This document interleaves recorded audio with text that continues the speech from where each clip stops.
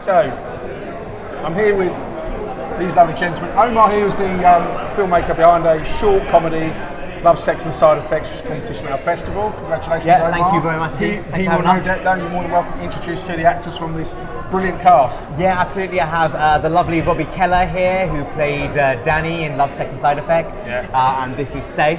And Safe has played the part of Chris. Yeah, annoyingly good-looking guys. Let's move on. Yeah, tell me about it. And then they stuck me in the middle. And yet you're the hero. No, not the hero. But it was kind of that kind of everyman kind of story. The guy who gets looked past. So that was the kind of the idea of the story. Like, you know, how does he cope in this world of so the whole film is about dating and internet dating and things like that, and how does someone who doesn't quite know how to talk to girls or do any of the normal stuff, you know, how does he cope in this world? So yeah, I was kind of drawing the story out. I know you already talked about this, but if you can just recap slightly, if you wouldn't mind, what the kernel of this film is about. Yes, it was actually based on an experience I had a couple of years ago. I was on Tinder and quite a few of the dating sites. I love it whenever you say that. He's smiling. And the rest of them. And the rest of them. Okay, match, plenty of fish. You know, do you know what? He's never mentioned it. I was on Tinder. But like, it was just such a minefield out there, and I met so many brilliant people. I had really some wild experiences, and like the opening scene of the film is actually taken from an actual date that I had. So it was something that I felt I wanted to relay, and I thought there was plenty of story there, especially for a sitcom. I thought there's room there to take the character. So that was the original idea. And yeah, so it's just based on real experiences that I had. It's about a guy who starting internet dating, but the other thing I found that was interesting is that you get lots of advice coming from different people. Yeah. So someone will say to you that, oh no, you've got to do it like this. Women like it when a man's like this. Oh no, women don't like that. Women like it when a man's like this. This will work for me, and this, you know, and you're just so. It's impossible. It's impossible. It's just a minefield. You're just like, actually, none of this works for anyone, kind of thing, because it's all individual. But it takes you a while to work that out, basically. So I'm struggling to understand why you would employ two guys that are better looking than you. Not that you are ugly, Omar, at all, but it's kind of. It was harsh, actually. So when I was originally casting, I was like, Safe, no way, too good looking. And then eventually I was like, fine, they wore me down, and I was like, no, we're going to have to get him in. But I thought it was nice to have a kind of a spectrum of kind of, I thought Safe's character was very much that kind of alpha male, heterosexual kind of character. Yeah. Then we had Robbie, who was the gay character, Yeah. and then I was in the middle, that kind of, you know, you're not quite sure if he's gay or not kind of character. So yes, it was nice to have that. So yeah, so have that spectrum of masculinity, if you want to put it that way, kind of thing, you know. So. And how did you? Again, I think we'll touch on this, but to hear the story about how you two actually were found and cast and friends or not, how did it all happen? Yeah, Robbie's actually. So I'll let. Well, I've known Omar for about 10 years now. He wrote a play called What You Fancy, which was a reworking of Shakespeare's Twelfth Night. Yep. And that's how I met him, because I was cast as Sebastian. Right. And he literally lives like 15 minutes from me, so we're always meeting, we're always discussing scripts. Yeah, so it was just one of those. The chemistry that you see on screen is real, because we have been friends for 10 years. Yeah, it's good fun. I mean, you can see you all having a great laugh. Yeah. I mean, that sort of comes across really well. So he then presumably approached you. Yeah, he said, I've got this great part, and I was like, I was reading through, I was like, I'm not really acting, that's just me in life. This is what I do every day, so it was... Did you write? I wrote the part for him, I knew very much. It's kind of like the way our natural banter and speech is anyway, kind of thing, and it's conversations that we'd had. So it didn't take a lot for me to know that. I already knew that it was always going to be Robbie to play that part. And then Seth, actually, I've got hold on. Story, You didn't write my part for me. Let's just be clear on that. I didn't. Yeah. I had to stretch quite a bit. I know he did say. I think the words he used when he cast you was barrel scraping. I don't know. Yeah. He got desperate. Yeah. No one else would do it. So how did that come about? Did you go through a ton of actors for this role? No, I actually knew Seth from beforehand as well, kind of thing, isn't it? Yeah. Yeah. Well, when did we meet? 2006. Yeah. So Omar wrote a play, and I was cast in the play, and we performed alongside each other like we did for this. Yeah. So we've known each other. I was 17. I'm 29 now, so I was 17. So it's been that was my first ever gig, first ever audition. So it's been, and he's always popped back onto my radar and pulled me onto his radar. So I know it's we talked, it's quite a fast shoot, but I'm guessing because you know them, when you're shooting something and you've got to do it at speed, I know this. Yeah. I'm assuming that that's all to the benefit, because I'm guessing you work very quickly because you need it. So the question I'm asking, it must have helped, I guess. Definitely, for me anyway, it really helped. And Safe really came up with some great ideas. Robbie came up with some great ideas because the characters, they knew the characters really well. I think they got it really straight away. I think there was a lot of freedom. Yeah. And I think even on set with the director Sam, it was really laid back, and it's a comedy, so that works. And you know, we knew each other. We never met before this, did we? And in fact, I didn't know anyone else before this. But when we got there, and it's just a dynamic, especially with you in the middle, it helps because he's such a connected guy and a friendly guy, and he's awesome. So I think we just said, like, you know, let's just have fun, and we did, and that's what you can see. So yeah, we had a workshop day at the house just to try and get everything set up, and Saif came in with some great ideas. He said, look, I've got some things I want to add for my character, like the advice that I would give if it was me. So he came up with this whole kind of monologue, which is in the middle, one of the middle scenes, and that was pretty much all him. It has nothing to do with me. Well, not advice I'd give. It's quite disgusting. For that character. That character. Yeah. I just said people like that. I wanted to take, because it's such a character. I thought maybe we can take it a little bit further, and if it's not working, then we'll rein it back in. But you know, you're adventurous, so we took it far. And you know, there are people like Chris out there who are misogynistic pigs and just like spend all their days on Tinder. Yeah. But the interesting thing is with Chris, he's in a relationship with their sister, Right. Yeah. and they all live together. So he's suppressing all that. So there's an opportunity through Omar's character to kind of be like, right, mate, go out and do this and do that. So there's a real dynamic between all the characters, in between each other and through each other as a whole. So it works. I suppose the lovely thing is, I know you always wrote this to be like a pilot, proof of concept, whatever you called it.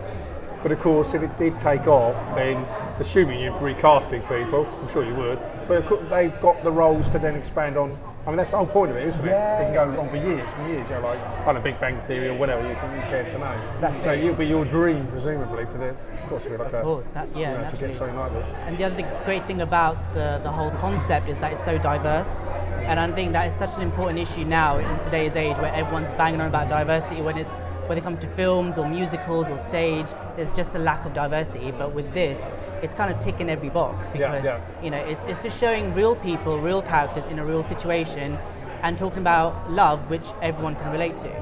And at the heart of it is a love story between him and a character who's in a wheelchair. And we don't get that at all, to be honest with you. So in terms of diversity, it's ticking a lot of boxes. Do you know, we didn't talk about this in the audio, but I think it was only 10 or 15 minutes long. Yeah. And why did you decide to go with that character in the wheelchair? Because was that from the outset, or did that happen as you went along? No, I wanted to write. I can't remember where it was, but I heard the story about this girl who basically was in a relationship with someone, and then she became disabled during the relationship, and then unfortunately the boyfriend, for whatever reason, didn't want to know. Couldn't handle it, or whatever else, and went away. And I just, it never occurred to me ever, maybe because I don't know that many disabled people, that oh shit, it must be really, really difficult for them to have a relationship, and how does that work? And even something simple that we take for granted, like going on holiday.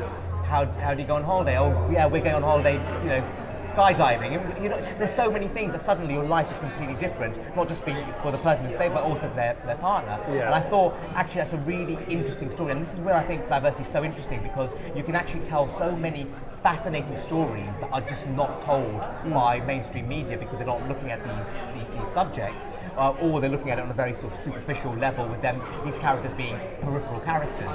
When you make that character the focus, then you can actually look at it in far more detail and look at really what they may be going through. And I think at the heart of it, it's a really heartbreaking, fascinating story. But then I thought I'd bring it into the sitcom world, and then it was just it kind of happened by accident, but in a way that I realised, oh hold on, I've got a gay character, I've got a disabled character, I've got ethnic minorities, everything, and it just kind of had this diverse feel to it. And I'm not sure if I see enough out there where we have mixed casts. You'll see like Sit in the Car where it's all Asian cast and things like that. What you don't really see are shows with mixed casts. In America, yes, maybe Big Bang Theory, things like that, but in the UK, definitely not. And I think then I really thought about that, and I thought this is something that needs to be done more often, and hopefully will be a pioneering sort of thing, whether it's us or whether it's someone else then realizes it works. Then actually you can have mixed groups of people, and you can have, you know, an Asian guy dating a white girl is not a big deal, you know, and then we can show that on TV, you know. And I get it was for me, it was quite amusing. There's some line you said about you know, you're sick and tired of going to auditions and they wanted like an Asian terrorist or whatever it was. Oh God. And it was not amusing really. It's funny, but it isn't, because you kind of you know, I can see it's a nightmare. So you kind of built this around, you know, you wanted to build a role. Oh, sorry, step back from that. You knew that you needed to step out and make it yourself. Absolutely. You know, because it wasn't going to come to you. I guess that's the point I'm trying to make. Yeah, exactly. It got to a point where I realised that. You know, I think I'm a decent actor, but yeah, basically, but there's not. I can't show it to anyone because there aren't the parts written for me to really demonstrate that. Yeah. So the only way I'm going to be able to demonstrate this is if I actually physically write something myself and get it out there and write the kind of part that I know that I can play and that I can be convincing in, and the kind of things that I'm writing for. So that was the plan. We'd write that kind of part.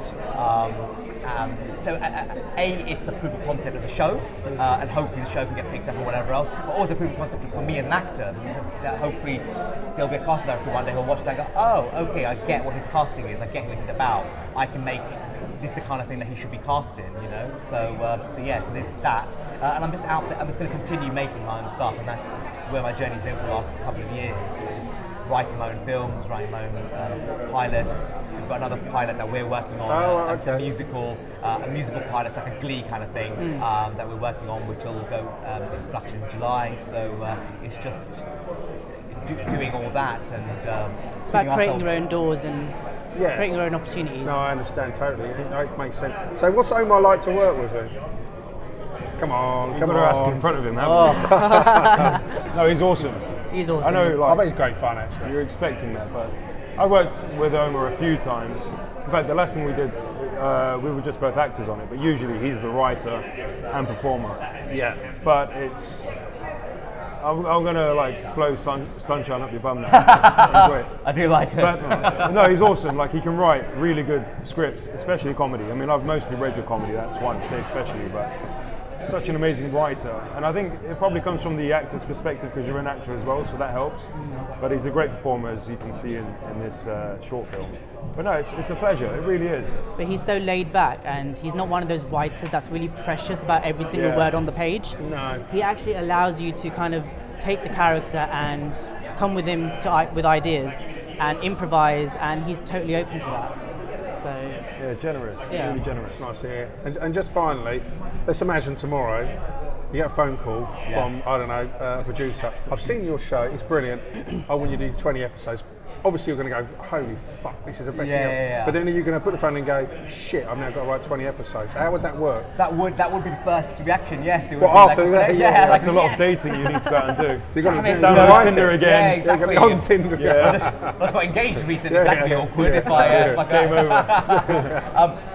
But I think I've got some material that I could use, but also the thing is, I think it's one of those things with comedy, I think a writer's room really works. And what I'd want to do, I think, is get these guys back in, get into a workshop space, and just maybe spend some time workshopping it, just seeing what comes out naturally, and maybe get a couple of other writers involved. And then I think me writing 20 episodes probably, you know, it's a task, isn't it? Exactly. I mean, how long would it take just to do one episode to be home to the way you want it to be? Yeah, I mean, I must have taken at least 6 months of back and forth kind of thing to try and get that to the place where I really wanted it. But obviously, the pilot's slightly different because you don't necessarily know what your characters are, and half the battle is working out what your ensemble is and how they relate to each other and what's their dynamic. Because what you ideally want with ensemble characters are characters with opposing personalities. So someone who's of really course. OCD living, that's Yeah, a yeah. odd couple works. Yeah. Someone who's OCD lives with someone who's a slob.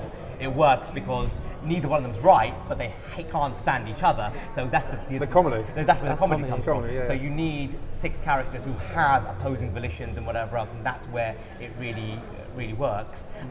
So that was the difficult thing with the pilot. But now that I know what characters are, I think writing the next 20 would be not easy, but like you have a better idea of where it's going, and especially if you're in a room where you can tell a story. If it's an arc, I think if you're telling 20 enclosed episodes, a bit like Friends does, then it's harder.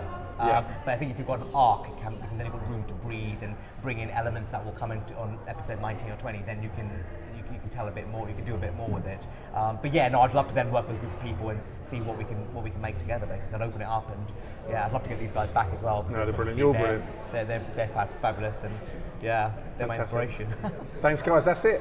Thank you Thank you so much. Lovely to meet you. Steve, Lovely bunch brilliant. of guys. Thank you. Nice to meet you.